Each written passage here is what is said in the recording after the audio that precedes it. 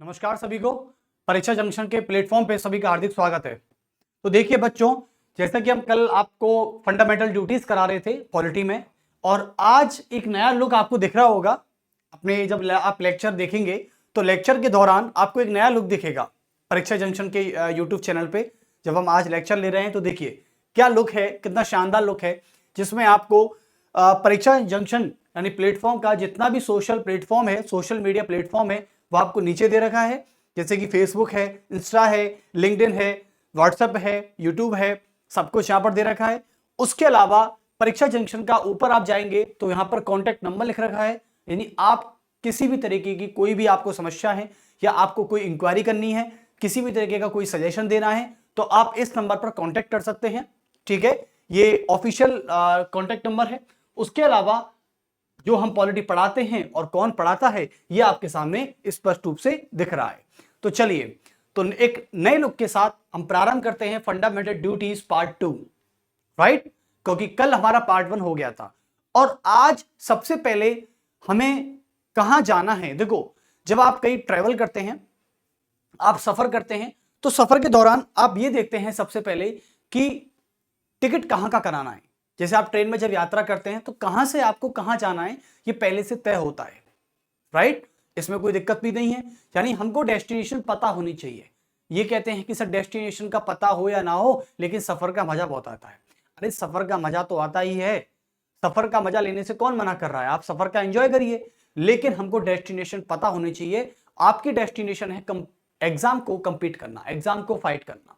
तो मैं यही कहना चाह रहा हूं कि सबसे पहले आज से जो भी लेक्चर हुआ करेंगे, पॉलिटी के हो या हिस्ट्री के लेक्चर हो, उसमें सबसे पहले हम स्ट्रेटेजी बनाएंगे। और स्ट्रेटेजी का मतलब होता है जैसे कि आज हम क्या क्या टॉपिक्स पढ़ने वाले हैं, ये हमको पता होना चाहिए, ताकि हमारे दिमाग में ये क्लियरिटी रहे कि आज हमको किस चीज के बारे में कितना पढ़ना है और कितना नहीं पढ़ना। क्योंकि कंपटीशन एग्जाम की सबसे बड़ी खास बात होती है कि क्या पढ़ें सर और क्या ना पढ़ें। तो देखो, याद रखना, पढ़ने को हजारों किताबें हैं, करोड़ों किताबें हैं, आप पढ़ने को कितना भी पढ़ लीजिए, लेकिन एग्जाम को फाइट करने के लिए आपको उतना ही पढ़ना है जितना एग्जाम में आना है। तो मैटर ये करता है कि आपने क्या पढ़ा। ठीक है, मैटर ये नहीं करता कि आपने क्या पढ़ा, मैटर ये करता है कि आपने क्या छोड़ा किसी भी एग्जाम को फाइट करने के लिए। चाहे वो आईएएस का एग्जाम हो, चाहे वो सीजीएल का एग्जाम हो, चाहे वो यूपीएससी में आने वाली जितने भी कंडक्टिव एग्जाम हो, चाहे डिफेंस एग्जाम हो, चाहे आपके सिविल सर्वेंट के एग्जाम हो, चाहे एसएससी के एग्जाम हो, एमटीएस हो, 10+2 हो, सीजीएल हो, और जो भी एग्जाम सीपीओ के हो, चाहे पुलिस, बैंक, रेलवे एग्जाम्स कुछ भी हो। और देखो, अभी एनटीपीसी के फॉर्म फिल हो चुके हैं, रेलवे के एग्जाम भी होने वाले हैं। तो प्लीज सीजीएल टायर 2 भी चल ही रहा है, याद रखें। ठीक है, और यूपीएससी का एग्जाम अगले नेक्स्ट ईयर फरवरी में होना ही है। तो आज हम फंडामेंटल ड्यूटीज के महत्व की बात करेंगे, यानी उस टॉपिकों के नाम लिख लेते हैं जो टॉपिक्स आज हमको कंप्लीट करने हैं। तो चलिए बच्चों, स्टार्ट कर लेते हैं पहले हम। तो सबसे पहले आज हम टॉपिक पर बात करने जा रहे हैं, और हमारा जो टॉपिक है आज, हमारा टॉपिक रहेगा एक तो महत्व के बारे में। किसके बारे में? महत्व के बारे में। कि सबसे पहले हमें इंपॉर्टेंस देखनी है फंडामेंटल ड्यूटीज की, कि फंडामेंटल ड्यूटीज की इंपॉर्टेंस क्या होती है, हमको पहले यह देखना है। उसके बाद हमारा नेक्स्ट टॉपिक रहेगा मूल कर्तव्यों की आलोचनाएं। मूल कर्तव्यों की आलोचनाएं यानी criticism of the fundamental duties. मूल कर्तव्यों की आलोचनाएं आज नए लोग के साथ पढ़ाने में और पढ़ने में आपको अच्छा लगेगा, क्योंकि मुझे भी अच्छा लग रहा है पढ़ाने में नए लोग के साथ, और आपको भी उतना ही बेहतर लगेगा जब आप लेक्चर देखेंगे। उसके बाद हमारा नेक्स्ट टॉपिक होगा मूल कर्तव्यों की आलोचनाएं और इसका महत्व। और एक बात और देखेंगे कि मूल कर्तव्यों पर सुप्रीम कोर्ट का विचार क्या कहता है। देखो, यूपीएससी के पर्पज से हम आपको पढ़ा ही रहे हैं, यह बात आपको स्पष्ट हो चुकी है। तो मूल कर्तव्यों पर सुप्रीम कोर्ट का विचार क्या कहता है, मूल कर्तव्यों पर सुप्रीम कोर्ट का विचार। और सीजीएल वाले कभी यह ना सोचें कि सर हमारे लिए तो ये इंपॉर्टेंट नहीं हो सकता। क्यों नहीं हो सकता? जब आपको पता चलेगा कि हम जब हाईलाइट करके बताएंगे पॉइंट्स में कि ये क्वेश्चन सीजीएल में भी पूछे जा सकते हैं, तो कल को ये ना कहें कि सर या तो आपने पढ़ा है नहीं या हमारा आउट ऑफ सिलेबस हो गया। तो सुप्रीम कोर्ट का विचार यानी thoughts of the supreme court about fundamental duties. उसके अलावा नेक्स्ट टॉपिक रहेगा हमारा आज का, वो है बर्मा कमेटी। क्या है? बर्मा कमेटी, यानी observation of the Burma committee. Burma committee की टिप्पणियां, बर्मा समिति की टिप्पणियां, टिप्पणी इसको बोलते हैं इंग्लिश में observation of the fundamental duties.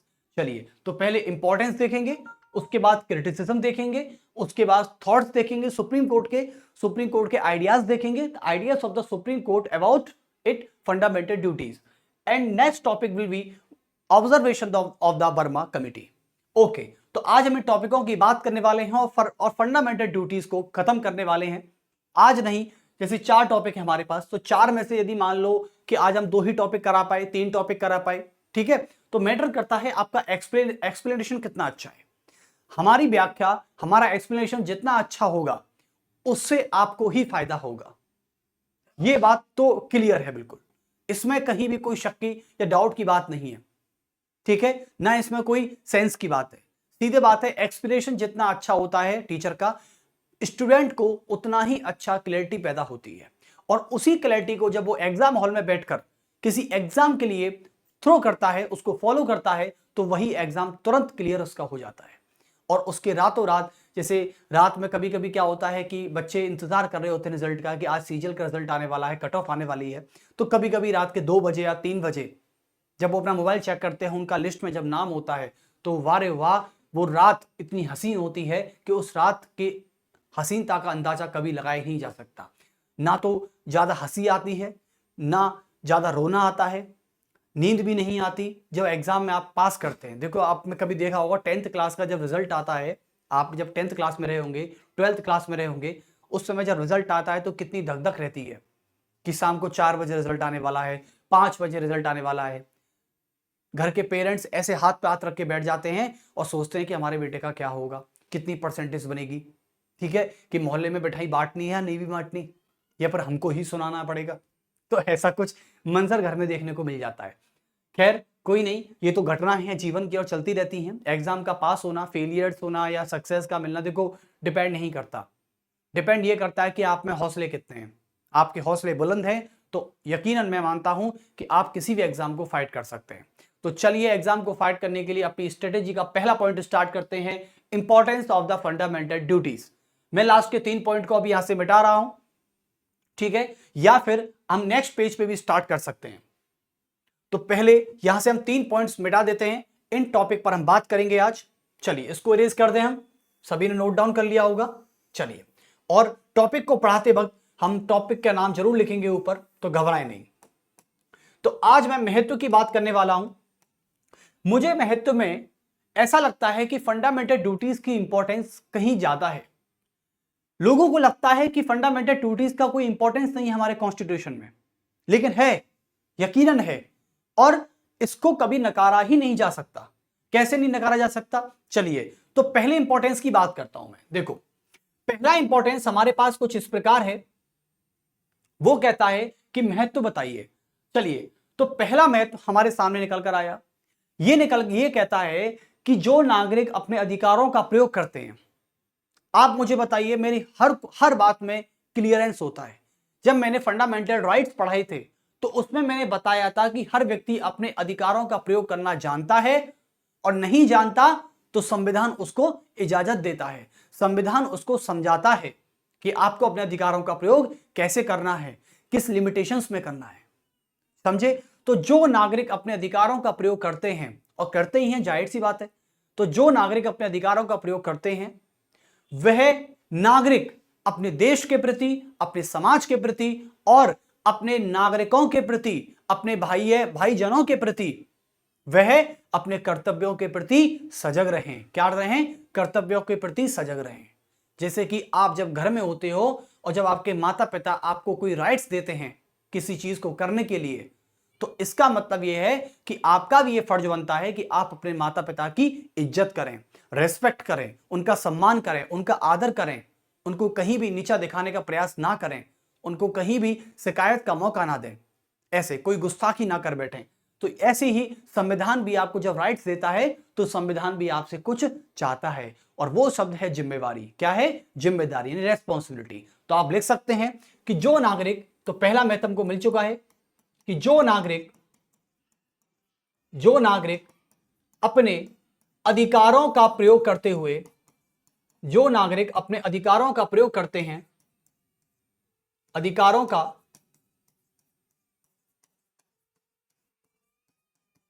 जो नागरिक अपने अधिकारों का प्रयोग करते हैं, अधिकार का या अधिकारों का प्रयोग करते हैं, उन नागरिकों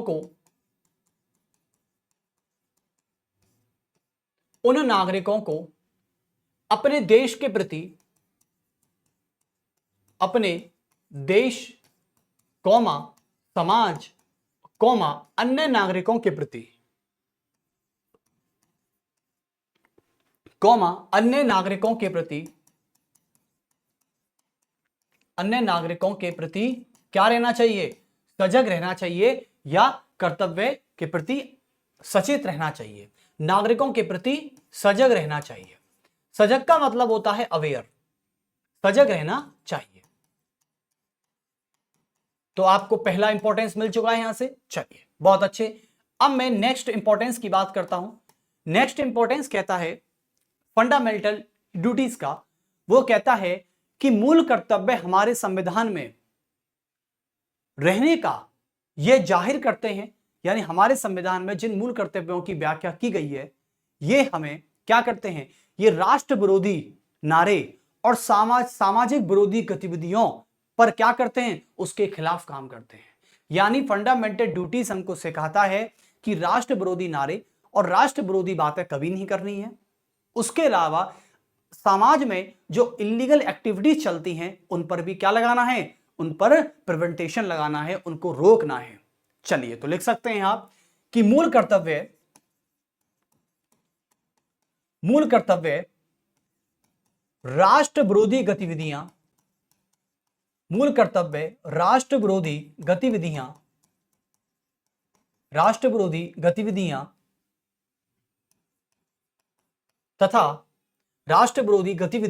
तथा समाज विरोधी गतिविधियों, समाज विरोधी या गैर कानूनी गतिविधियों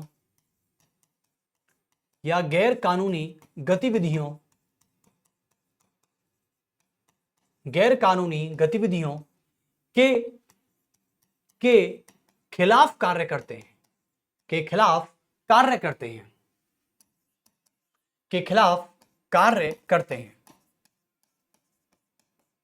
तो यहां तक आपको समझ में आ गया। चलिए, उसके अलावा जैसे कि राष्ट्र विरोधी गतिविधि क्या हो सकती है? जैसे कि राष्ट्रगान का अपमान करना, राष्ट्र ध्वज को जलाना, ऐसे कुछ हो सकता है। और समाज विरोधी या सामाजिक गैर कानूनी गतिविधियों का मतलब होता है, जैसे कि आपने कभी देखा होगा जब सरकार जब कोई कानून बनाती है तो उसके खिलाफ जो प्रोटेस्ट होता है और उसके खिलाफ अगेंस्ट जाकर जो लोग प्रोटेस्ट करते हैं, तो वह प्रोटेस्ट ही नहीं बल्कि सार्वजनिक जन संपत्ति को नुकसान भी पहुंचाते हैं। जैसे कि ट्रेन की पटरियों को उखाड़ देना, बसों में आग लगा देना, आम लोगों को आते जाते नुकसान पहुंचाना, एम्बुलेंस सायरन बजाते जब आती है तो एम्बुलेंस को रास्ते में ही रोक देना, जिससे मरीज की समय से पहले मौत हो जाती है। तो इस प्रकार की गतिविधियों को यहां पर मूल कर्तव्य उसके खिलाफ काम करते हैं, उसको रोकने का काम करते हैं। तीसरा इंपॉर्टेंस ये आता है, तीसरे इंपॉर्टेंस का मतलब है कि मूल कर्तव्य जो होते हैं हमारे संविधान में, जिन मूल कर्तव्यों की सूची दी गई है उसमें यह जाहिर किया गया है कि नागरिकों को क्या करते हैं? अवेयर करते हैं, नागरिकों को जागरूक बनाते हैं। क्या बनाते हैं? जागरूक बनाते हैं कि भाई आपका भी कोई धर्म है, आपका भी कोई फर्ज है कि आप उसे देश के प्रति निभाइए। तो आप ले सकते हैं। और यह अनुशासन को क्रिएट करते हैं, अनुशासन को बनाए रखते हैं। तो ये क्या करते हैं? यह मूल कर्तव्य सभी नागरिकों को अवेयर यानी जागरूक, अनुशासन और प्रतिबद्ध बनाते हैं। तो लिख सकते हैं आप इस बात को कि मूल कर्तव्य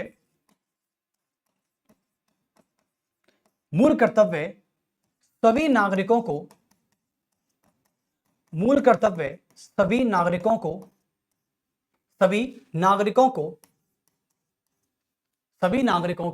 जागरूक, सभी नागरिकों को देश एवं समाज के प्रति देश एवं समाज के प्रति जागरूक कौमा अनुशासित यानी डिसिप्लिन, अनुशासित कौमा प्रतिबद्ध बनाते हैं। प्रतिबद्ध का मतलब होता है बॉन्डेड। क्या होता है? बॉन्डेड।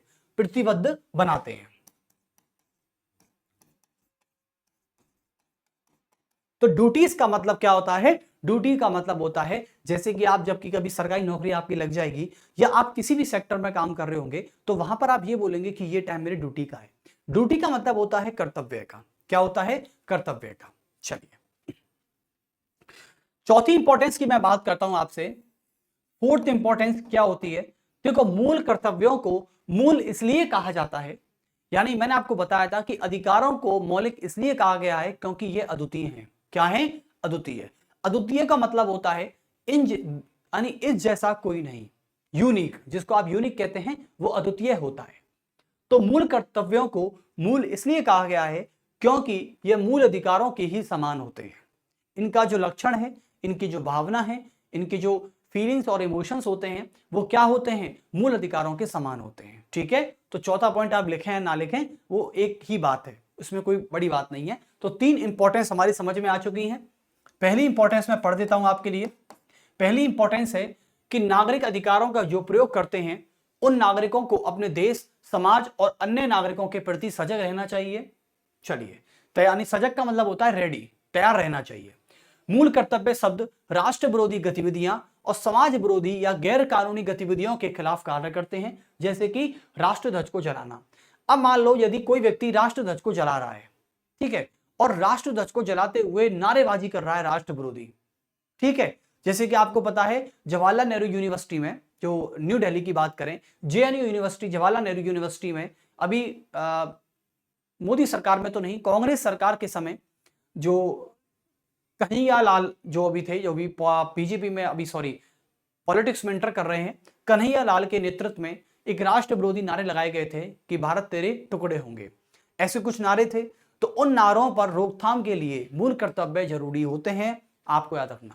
यानी उसमें कन्हैया लाल ही नहीं थे, उसमें और भी सारे आतंकवादी संगठन भी संलग्न थे, ठीक है, जो इस प्रोपोगंडा को अंजाम दे रहे थे। तो ऐसे नारे बर्दाश्त नहीं किए जाएंगे। राष्ट्रध्वज को जलाना, राष्ट्रगान का अपमान करना और प्रोटेस्ट के नाम पर, और आंदोलनकारी जो होते हैं, जो आंदोलनकारी, आंदोलन करना बुरी बात नहीं है, क्योंकि हमारे संविधान में राइट टू प्रोटेस्ट करना एक हमारे स्वतंत्रता का अधिकार है। राइट टू प्रोटेस्ट जो होता है वो एक स्वतंत्रता का अधिकार है, जिसे आप आर्टिकल 19(1)(a) में कहते हो। Article 19(1)(a) right to freedom और एंड स्पीच और एक्सप्रेशंस में राइट टू प्रोटेस्ट को डाला गया है। इसलिए आप आंदोलन कर सकते हैं, सम्मेलन भी कर सकते हैं और संघ भी बना सकते हैं। तो कुल मिला के प्रोटेस्ट करना बुरी बात नहीं है। यदि आपको सरकार का कोई रूल्स और रेगुलेशन या कोई भी एक्ट समझ में नहीं आ रहा है या आप उसको अच्छा नहीं लग रहा है, आपके खिलाफ है वो, तो आप बेझिझक तरीके से सड़कों पर आकर आंदोलन कर सकते हैं। लेकिन आंदोलन के नाम पर आप सार्वजनिक जन संपत्ति को नुकसान नहीं पहुंचा सकते बच्चों, क्योंकि सार्वजनिक जन संपत्ति को नुकसान पहुंचाना मतलब होता है देश के संविधान के प्रति अपना अनादर व्यक्त करना। क्योंकि आप देश के संविधान, और जिस संविधान में बताया गया है कि सार्वजनिक संपत्ति किसी के घर की नहीं होती, ठीक है, इसलिए चलिए, और आपको बता दें तो ये महत्व आपको समझ में आ गए होंगे। लेकिन अब महत्व के बाद हमारा नेक्स्ट टॉपिक क्या था? फंडामेंटल ड्यूटीज में आलोचनाएं, राइट? तो चलिए एक बार इसकी आलोचनाएं भी देख लेते हैं कैसे काम करती हैं। देखिए, तो अब आती है मूल कर्तव्यों की आलोचनाएं।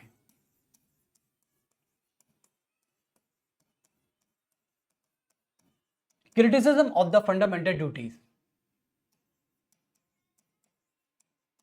मूल कर्तव्यों की आलोचनाएं। देखिए, अब मूल कर्तव्यों की आलोचनाएं कैसे काम करेंगी? Criticism of the fundamental duties. देखो, हमारी इस दुनिया में, हमारे घर में, हमारे घर की बात कर लेते हैं, हमारे समाज में और हमारे घर में, चलो घर से बात करते हैं। घर में हमारे 4 मेंबर है मान लीजिए, ठीक है, घर में 5 मेंबर है या 6 या कोई जॉइंट फैमिली है, मैटर नहीं करता। बस वो फैमिली में एक से ज्यादा मेंबर हैं तो चलेगा, ठीक है। तो फैमिली में मान लीजिए 4 मेंबर हैं, चारों मेंबर के जो मुखिया हैं, चारों मेंबर जो हैं वो अपने आप में मिलजुल के फैसला लेते हैं। क्या लेते हैं? मिलजुल के फैसला लेते हैं। अब क्या होता है, किसी एक दिन परिवार में उन जो मिलजुल कर फैसला लेने वाले थे उनमें से एक व्यक्ति अकेला ही फैसला ले लेता है और उसे लागू कर देता है, ठीक है। तो अब जो 3 व्यक्ति हैं, आपको भी पता है कि घर में किसी एक के फैसले से सभी संतुष्ट नहीं हो सकते। बताइए, हो सकते हैं क्या? क्या अकेला व्यक्ति पूरे परिवार को खुश रख सकता है क्या? नहीं रख सकता। इसका मतलब यह है कि कुल मिलाकर मैं ये बात कहना चाह रहा हूं, जब एक व्यक्ति सभी को खुश नहीं रख सकता, ठीक है। अब जैसे कि सरकार ने कोई रूल नियम बनाया, सरकार ने कोई रेगुलेशन बनाए, अब उसमें क्या था कि कुछ सहमत हैं तो कुछ असहमत हैं। और ये परंपरा आज नहीं, ये परंपरा नरेंद्र मोदी सरकार में नहीं है, बल्कि ये परंपरा हमारे प्रथम लोकसभा चुनाव 51 और 52 से चल रही है कि जब जवाहरलाल नेहरू कोई फैसला करते थे तो उसके आलोचक भी बहुत थे, जैसे कि लेखक हुए, कई सारे दार्शनिक हुए, कई अपोजिशन पार्टी की बात करें वो हो गई। इंदिरा गांधी जब फैसला लेती थी तो उस समय अपोजिशन पार्टी के सबसे बड़े नेता थे, प्रतिपक्ष नेता, जिनका नाम था जयप्रकाश नारायण, जिन्हें जेपी नारायण कहा गया। तो जयप्रकाश नारायण खुद इंदिरा गांधी की खिलाफत करते थे। तो कुल मिला के जो लोग हमेशा एक व्यक्ति सभी को खुश नहीं रख सकता। आज भी हमारी सरकार में नरेंद्र मोदी के कुछ फैसले हैं जिनसे कुछ लोग सहमत नहीं हो सकते और कुछ लोग सहमत हैं ही हैं। तो कुल मिला के मूल कर्तव्यों की भी आलोचनाएं हो सकती हैं, यानी इन पर भी लोग बुरे बुरे कमेंट कर सकते हैं। कैसे कैसे कमेंट देखिए। तो मूल कर्तव्यों की आलोचनाओं में पहला शब्द यह बोला गया कि इन कर्तव्यों की सूची स्पष्ट नहीं है। क्या बोला गया? इन कर्तव्यों की सूची स्पष्ट नहीं है। जैसे लिखें, इन कर्तव्यों की सूची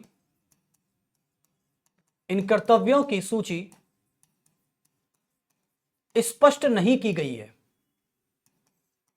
स्पष्ट नहीं की गई है,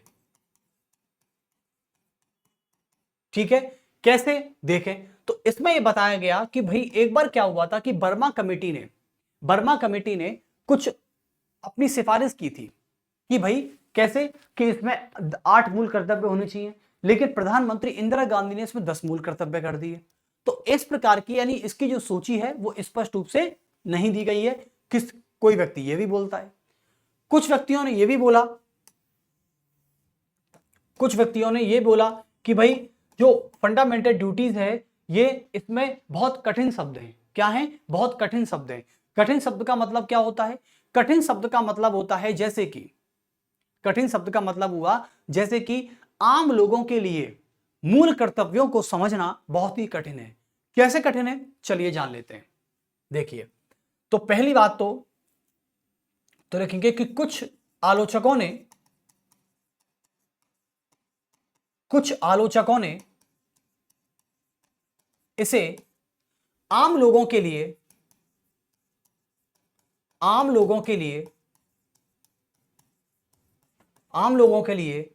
कुछ शब्दों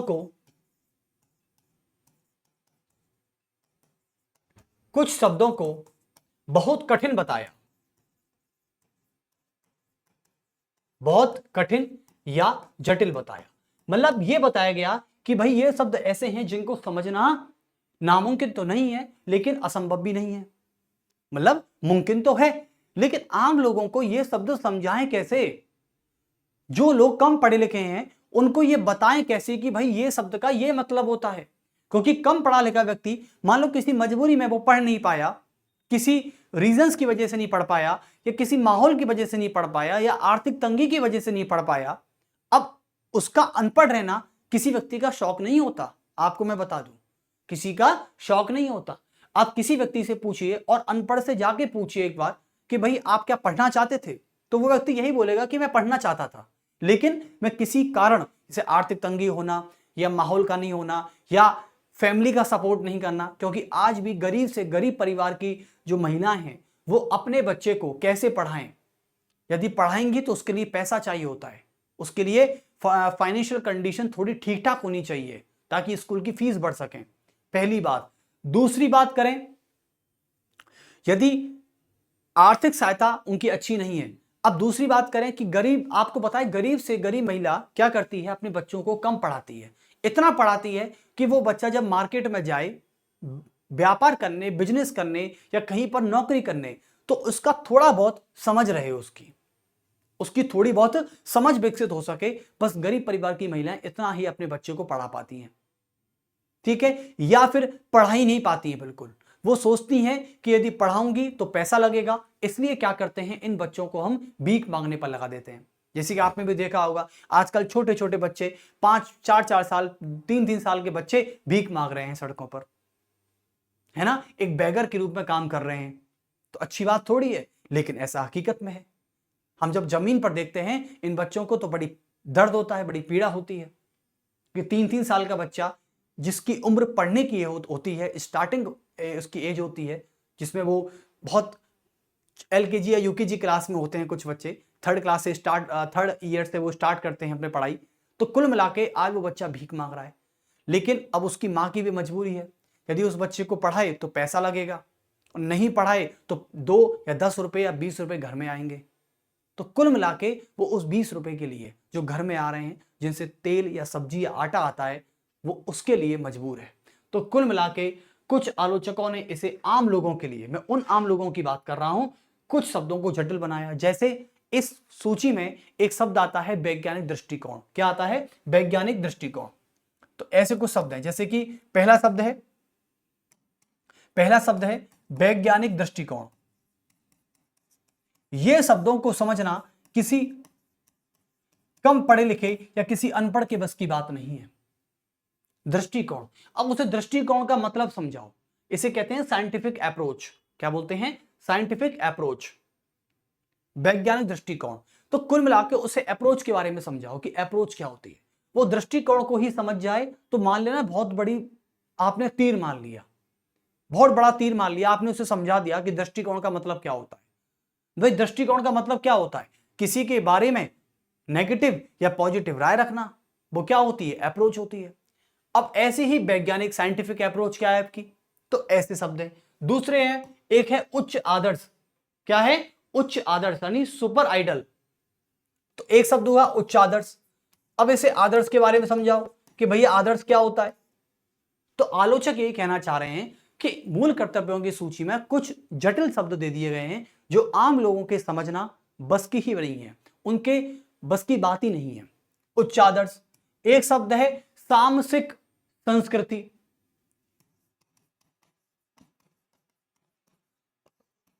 सामसिक संस्कृति। अब बताओ सामसिक यानी संस्कृति के बारे में समझाओ पहले तो। चलो संस्कृति को वो समझ भी जाएगा, लेकिन सामसिक का मतलब क्या होता है? क्या आप मुझे बता सकते हैं कि सामसिक संस्कृति का मैं कहना क्या चाह रहा हूं? तामसिक संस्कृति का मतलब होता है, जब आपको पता है कि हमारे भारत में हिंदू धर्म, हिंदू ही था हमारे भारत में, यानी मैं उस भारत की बात कर रहा हूं जो बहुत प्राचीन भारत है, जो लगभग हजारों वर्षों से हमारा भारत है। मैं उस भारत की बात कर रहा हूं जब संस्कृत भाषा चलती थी हमारे भारत में।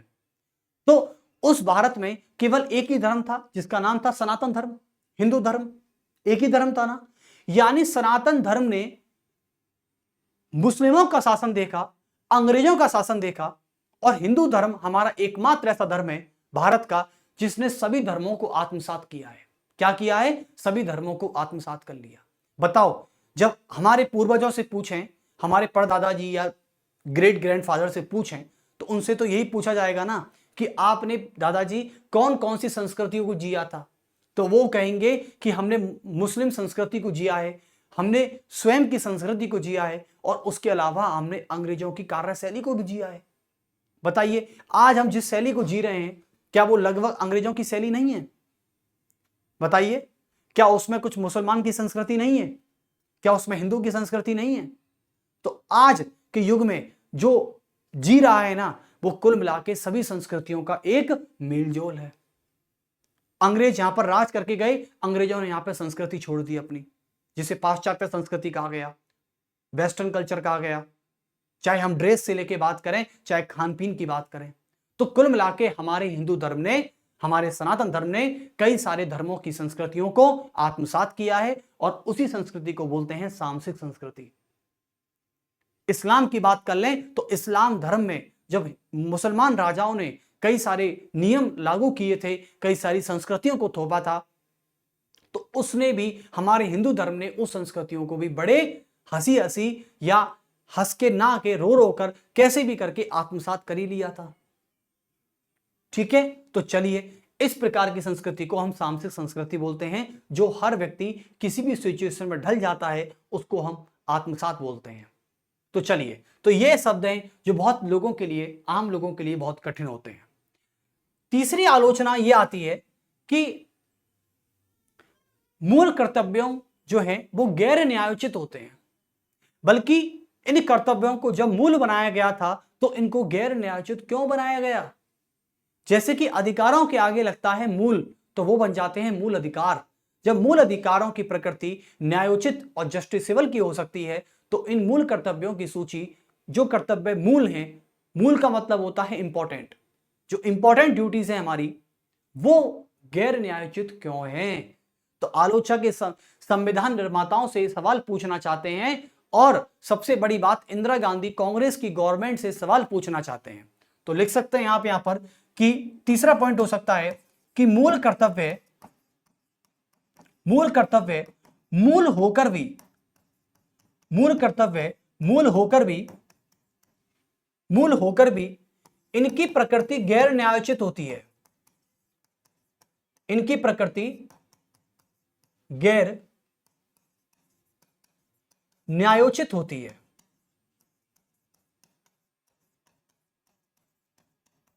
गैर न्यायोचित होती है। उसकी बात करें नेक्स्ट, 4 पॉइंट क्या कहता है? भाई इनकी प्रकृति गैर न्यायोचित होती है। यह आलोचकों ने बोला है कि इसको, जब हमारे मूल अधिकार मूल हैं, जब वो न्यायोचित हैं, तो ये कर्तव्य मूल होकर भी गैर न्यायोचित क्यों हैं? इनका अब मुझे मतलब बताइए, आलोचक पूछ रहे हैं। चलिए अब आते हैं 4 पॉइंट पर। 4 पॉइंट आने में आलोचक ये कहते हैं, कुछ आलोचकों ने ये बोला कि भाई मूल कर्तव्यों को जब संविधान में डाला ही गया था तो इनको डीपीएसपी के साथ क्यों जोड़ा है आपने? यानी संविधान के भाग 4 में आपको पता है कि संविधान के भाग 4 में हमारे राज्य के नीति निदेशक तत्व आते हैं जिन्हें डीपीएसपी कहते हैं, और संविधान के भाग 4A में क्या आते हैं? फंडामेंटल राइट्स आते हैं, और वही ड्यूटीज आती हैं, और वही संविधान के भाग 3 में क्या आता है? फंडामेंटल राइट्स आते हैं। तो कुल मिलाके मैं कहना चाह रहा हूं कि आलोचक ये कहते हैं, ठीक है, कि मूल कर्तव्यों को जब संविधान में डालना ही था तो इनको संविधान के भाग 4 के नजदीक भाग 4A में क्यों डाला? इन्हें डीपीएसपी से कनेक्ट क्यों किया? यदि ये कर्तव्य मूल हैं और अधिकार भी मूल हैं तो इनको संविधान के भाग 3 के साइड में भी तो डाल सकते थे। इनको संविधान का भाग 3A भी तो कर सकते थे। आपने इनको 4A ही क्यों रखा? तो चलिए इस बात को भी लिख लेते हैं। तो लिख सकते हैं कि मूल कर्तव्यों को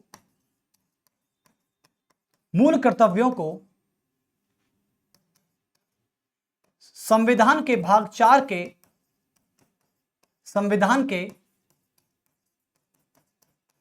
भाग 4 के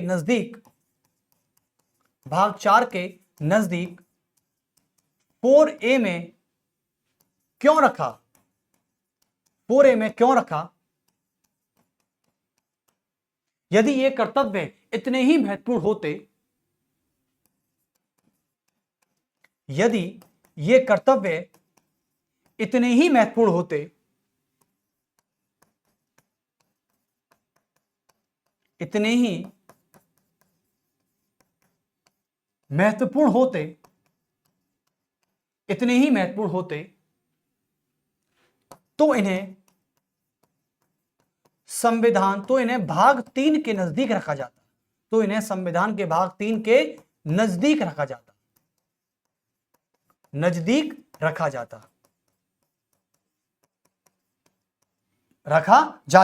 ताकि इनकी इंपॉर्टेंस और बढ़ जाती,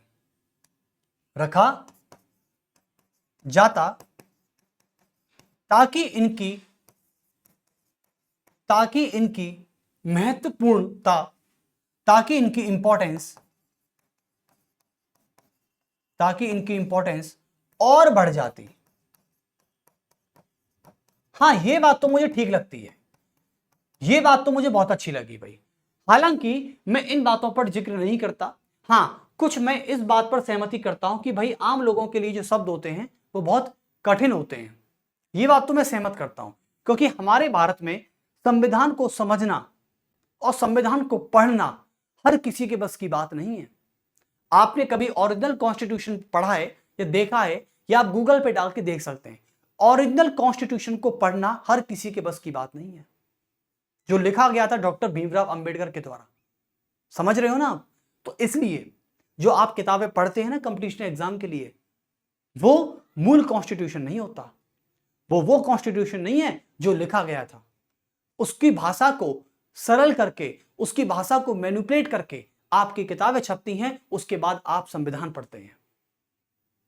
चलिए, तो इसका मतलब ना, इस बात पे मैं सहमत हूं भाई कि भाई हमारे भारत में सारे लोग पढ़े लिखे नहीं हैं, सारे लोग पीएचडी होल्डर नहीं हो सकते, सारे लोग सिविल सर्वेंट नहीं हो सकते, सारे लोग प्रोफेसर नहीं हो सकते। तो इसका मतलब यह है कि इन कठिन कठिन शब्दों को कौन समझेगा। चलिए, अब ठेली वालों को समझाऊं मैं दृष्टिकोण का मतलब क्या होता है, आदर्श का मतलब क्या होता है, संस्कृति क्या है।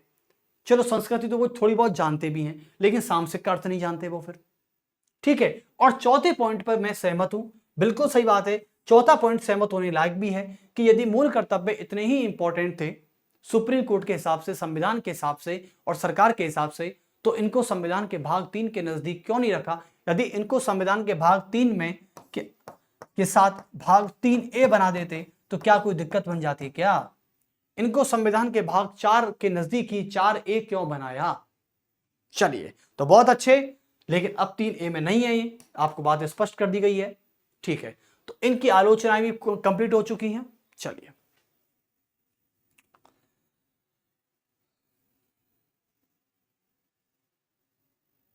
अब आते हैं नेक्स्ट टॉपिक पर। नेक्स्ट टॉपिक में एक आ गया है। अच्छा, मैं एक बात बताना चाहता हूं आपसे कि आलोचनाओं में एक बड़ी सरकार भी थी हमारे पास।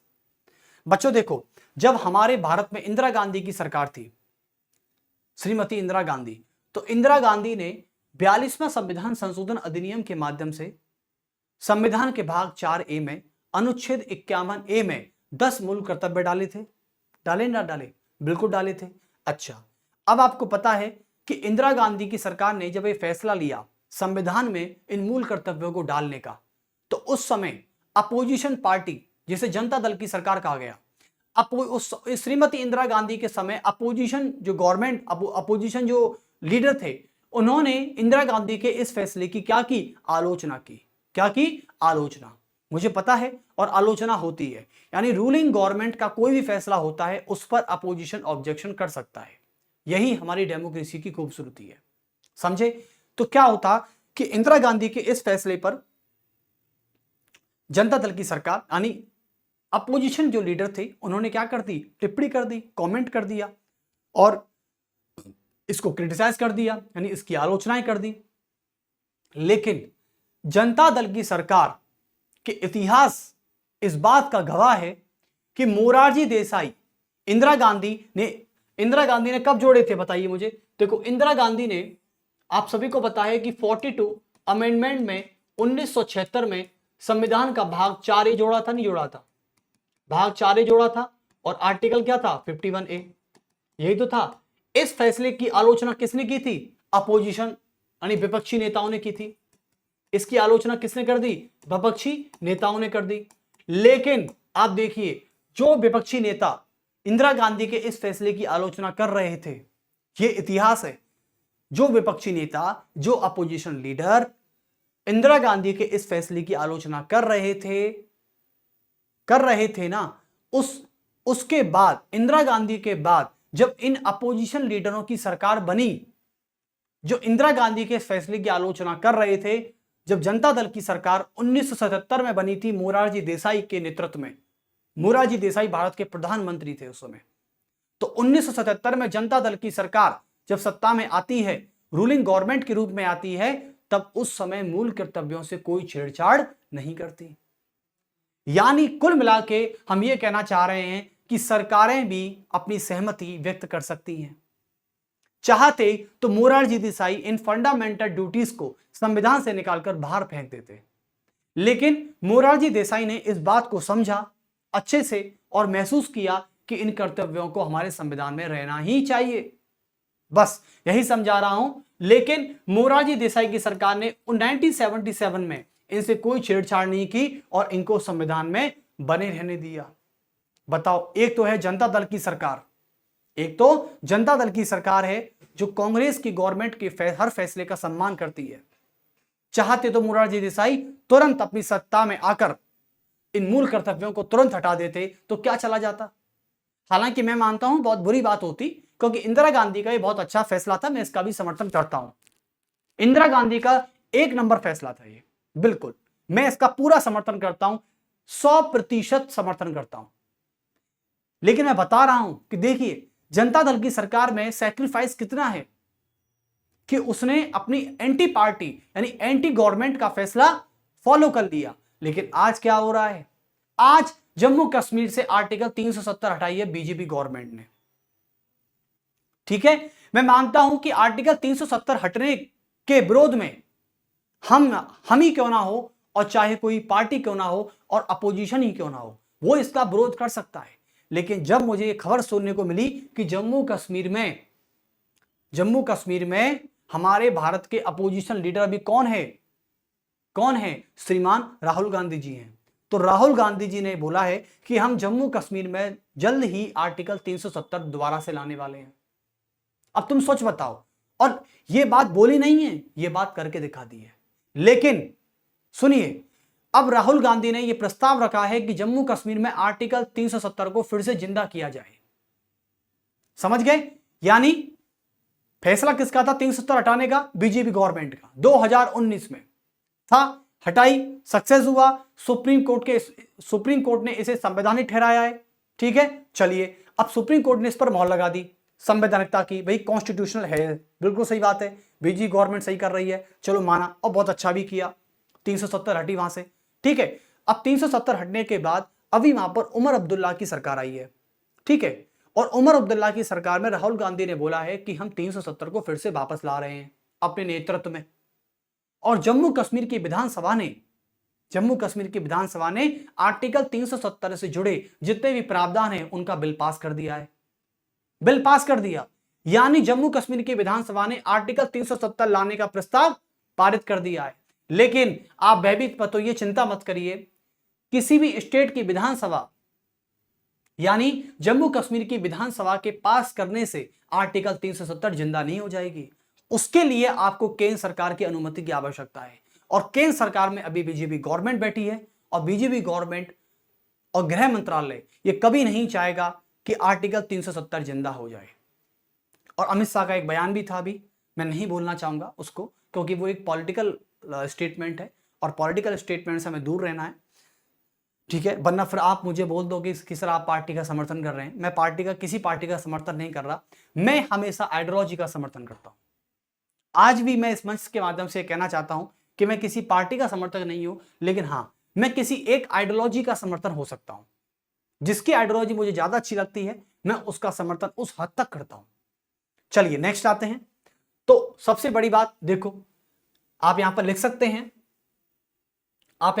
हैं कि 1976 के कांग्रेस सरकार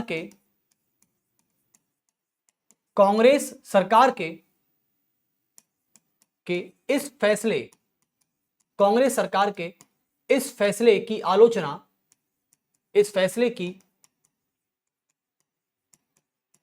आलोचना विपक्षी नेताओं ने की।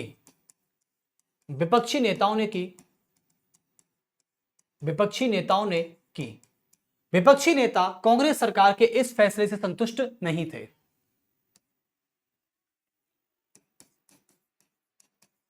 विपक्षी नेता कांग्रेस गवर्नमेंट के इस फैसले से संतुष्ट नहीं थे। संतुष्ट नहीं थे, ठीक है। लेकिन इतिहास गवाह है, लेकिन इतिहास इस बात का गवाह है, लेकिन इतिहास इस बात का गवाह है कि लेकिन इतिहास इस बात का गवाह है कि 1977 में जब विपक्षी दल की सरकार बनी, जिसे जनता दल की सरकार कहा गया, 1977 में इतिहास इस बात का गवाह है कि जब 1977 में विपक्षी दल की सरकार बनी, विपक्षी दल की सरकार बनी, यानी जनता दल की सरकार, जिसको आज भारतीय जनता पार्टी कहते हैं, जनता दल की सरकार, यह कहा गया, ठीक है। चलिए, विपक्षी दल की सरकार बनी,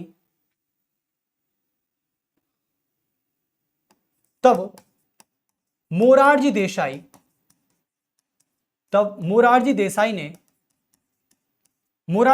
ने इंदिरा गांधी के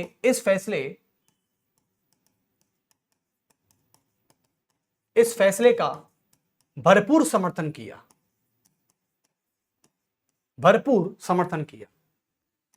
यह बहुत कम देखने को मिलता है, बहुत ही कम देखने को मिलता है। हां, आज भी नहीं मिलता ऐसा देखने को। आज की पॉलिटिक्स में, आज की राजनीति में कहीं भी मुझे देखने को ऐसा नहीं मिला कि एंटी पार्टी की जब गवर्नमेंट बनती है तो वो पिछली रूलिंग पार्टी का समर्थन कर रही है।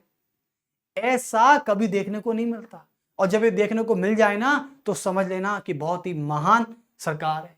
हाँ, बहुत ही महान सरकार है। चलिए, तो देखो, राजनीति का मतलब होता है डायनामिक्स। पॉलिटिक्स हर मुद्दे पर, हर सेकंड, हर मिनट बदलती है। पॉलिटिक्स को कभी भी एक दायरे से नहीं देखा जा सकता। पॉलिटिक्स के चार चेहरे होते हैं, चार चेहरे होते हैं। उन चारों चेहरों का नाम होता है साम दाम दंड भेद। चाणक्य के शब्दों में बता रहा हूं मैं आपको। हालांकि और भी विचारक हुए जिन्होंने हर तरीके से राजनीति की परिभाषा को बताया है। कुछ लोग राजनीति की परिभाषा में कहते हैं कि जो सत्ता के लिए काम करे, ठीक है, सत्ता को प्राप्त करने का जो संघर्ष होता है वो राजनीति होती है। कुछ लोग ये भी कहते हैं कि सत्ता को प्राप्त करने का या सत्ता को प्राप्त करने के लिए किया गया संघर्ष ही राजनीति है, ये भी लोग कुछ कहते हैं। चलिए, तो आप यहां तक समझ चुके हैं पूरी बात, बहुत अच्छे। तो कुल मिला के अब ये समझ में आ चुका है। अब मैं ये कह रहा हूं कि आज ये इतिहास गवाह है इस बात का। जब मैंने ये लाइन पहली बार पढ़ी थी अपने करियर में तो मैं शॉक हो गया था। मैंने बोला कि कितनी अच्छी बात है मोरारजी देसाई की। चलिए, तो इसका मतलब ये महान सरकार है और ये ग्रेट सरकार, ग्रेट गवर्नमेंट रही। चलिए, लेकिन मोरारजी देसाई की सरकार 2 साल के अंदर गिर गई थी 1979 में, और उसमें चौधरी चरण सिंह भारत के प्रधानमंत्री बने थे, जो हमारे भारत रत्न भी हैं। और उसके बाद अल्प सरकार थी चौधरी चरण सिंह की, बहुत ही अल्प सरकार थी, ठीक है। और फिर 1980 में दोबारा इंदिरा गांधी आ गई थी, 1984 तक। चलिए, अब नेक्स्ट पढ़ते हैं। नेक्स्ट आलोचनाएं। ये टॉपिक कौन सा था हमारा? ये टॉपिक था हमारा आलोचनाएं और महत्व, हो गए ना। चलिए, बहुत बढ़िया। अब आते हैं हम नेक्स्ट टॉपिक की तरफ। क्या था? सुप्रीम कोर्ट का विचार। चलिए, तो डाल सकते हैं आप।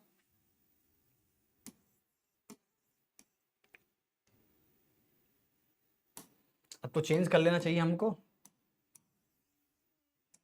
चलिए, तो लिखेंगे यहां पर कि मूल कर्तव्यों पर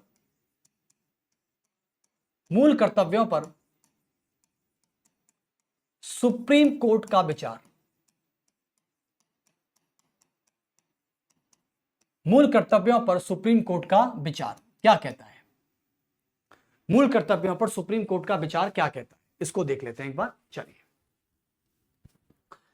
देखिए, सुप्रीम कोर्ट का विचार क्या कहता है, मैं इतना बताना चाहूंगा। 1992 के सुप्रीम कोर्ट के जजमेंट के अकॉर्डिंग, जो 1992 का सुप्रीम कोर्ट का जजमेंट है उसके अकॉर्डिंग मैं बताना चाहूंगा आपको कि वो क्या कहता है, ठीक है। चलिए,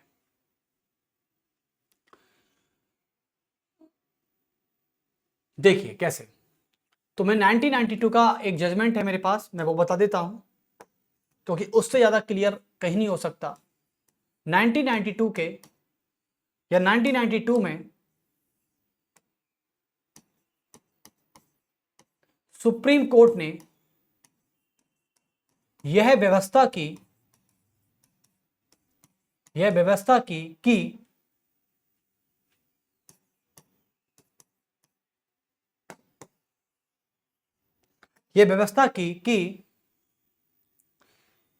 कि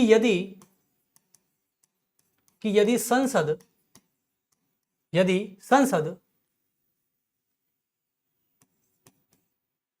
कोई विधि बनाती है, यदि कोई संसद विधि बनाती है और विधि बनाए और सुप्रीम कोर्ट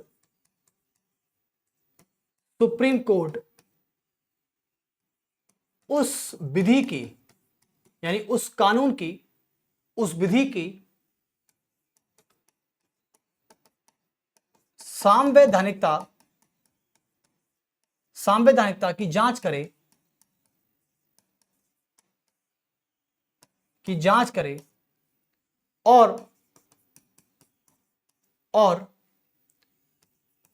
आर्टिकल 14 व आर्टिकल 19 के युक्त है, के संगत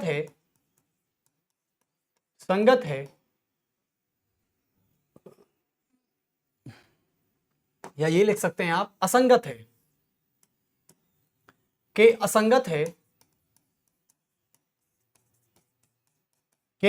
असंगत है, तो सुप्रीम कोर्ट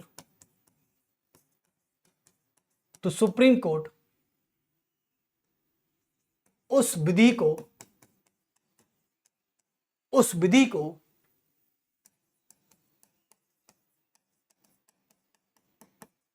असंवैधानिक करार सकती है, असंवैधानिक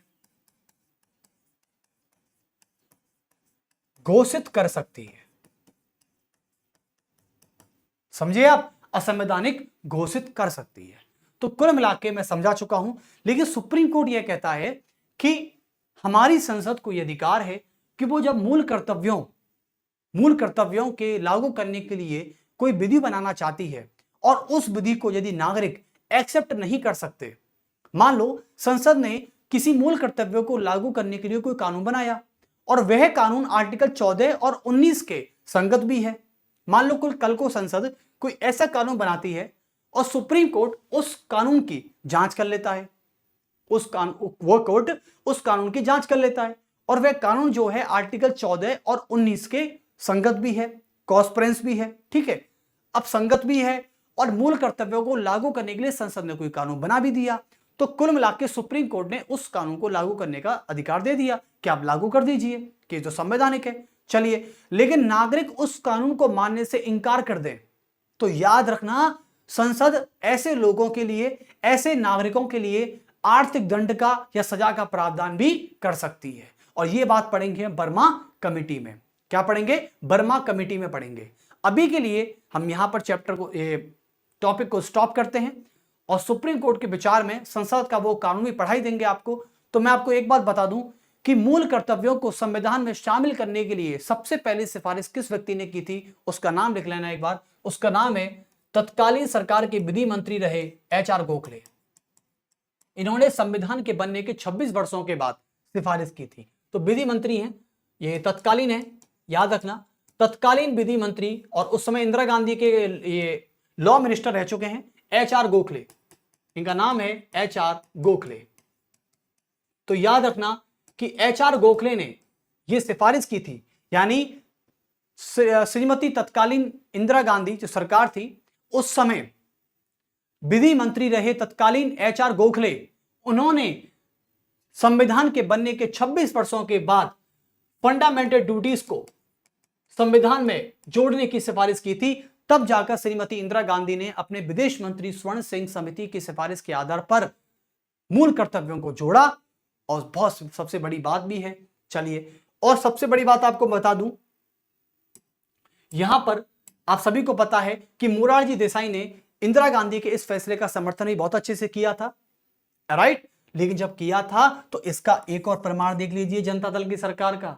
जनता दल की सरकार हमेशा से एक सैक्रिफाइस गवर्नमेंट रही है, लेकिन इसके इरादे, इसके इंटेंशन एक नेशनलिज्म आइडियोलॉजी को लेकर चलते हैं, राष्ट्रवादी अवधारणाएं। आप नहीं देख रहे आज नरेंद्र मोदी की जो राष्ट्रवादी अवधारणा है वो किस प्रकार काम कर रही है, ठीक है। तो इस प्रकार यानी one nation one citizenship, sorry one nation one people, एक ही बात है। तो देखो इसमें क्या था कि 86वां संवैधानिक संशोधन, ये भी तो भैया अटल बिहारी वाजपेयी सरकार में हुआ था। जब अटल बिहारी वाजपेयी हमारे भारत रत्न प्रधानमंत्री 2002 की जब सरकार थी उनकी, 86वां संविधान संशोधन, और ये भी जनता दल की सरकार थी। क्या थी? जनता दल की सरकार, जिसमें 6 से लेकर 14 वर्ष तक के बच्चों को निःशुल्क शिक्षा प्राप्त करने का अधिकार दिया था। और मूल कर्तव्य में 10वां नहीं बल्कि 11वां मूल कर्तव्य जोड़कर यह साबित कर दिया कि हम कांग्रेस गवर्नमेंट का के इस फैसले का समर्थन करते हैं और करेंगे और हमेशा करते रहेंगे। चलिए, क्योंकि बीजेपी गवर्नमेंट भी जानती है कि मूल कर्तव्यों की संविधान में अहमियत क्या है। तो चलिए फिर मिलते हैं आपसे जल्द ही। सभी को मेरा नमस्कार, और अगले लेक्चर में हम फिर मिलते हैं पॉलिटी के। सभी को आज का लुक अच्छा लगा होगा। हमारा नाम भी है, देखो हमारा टॉप पर नाम है भाई, टॉप पर है हमारा नाम, लेकिन अभी टॉप पर नहीं है, वैसे टॉप पर नाम है हमारा। चलिए तो बहुत अच्छे। और देखिए परीक्षा जंक्शन के परीक्षा जेएन करके सारे आप गूगल पे कभी डालें ना, तो गूगल पे क्या डालना, परीक्षा जेएन डालना। क्या डालना? परीक्षा जेएन। पहला जो होगा फर्स्ट लिंक वो हमारी होगी आपकी, ठीक है। और यहां पर आप सभी पर इनको फॉलो कर सकते हैं, ठीक है, जिससे आपको हर लेक्चर की पीडीएफ वगैरह या कोई कंटेंट वगैरह आपको चाहिए तो सारा वहां पर अवेलेबल मिल जाएगा, ठीक है। और उसके लिए हम आपके लिए लगी रहे हैं सब। चलिए, पूरी टीम लग रही है। तो फिर मिलते हैं आपसे अगले लेक्चर में, और सभी को मेरा नमस्कार। खुश रहिए, मस्त रहिए। जय हिंद।